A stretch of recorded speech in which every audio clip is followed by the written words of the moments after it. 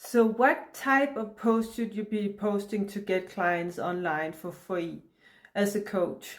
Well, first of all, you should be posting how you're getting people the results that they want. So if, for instance, if you are helping people with weight loss, you should post around how you can get them to lose weight.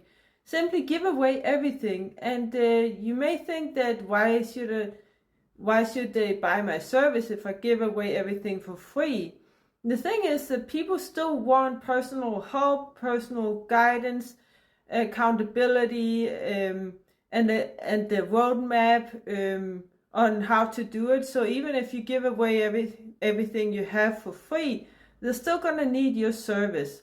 So post around tips and tricks on how you're getting people results, and then also that you're getting people results, and that's testimonials or nice replies from your clients or from people online if you're working online.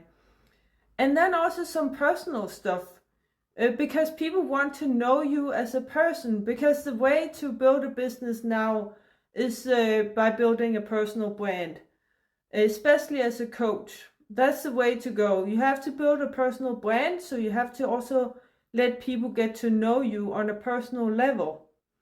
Comment below if you want help with also getting clients. I have many other tips.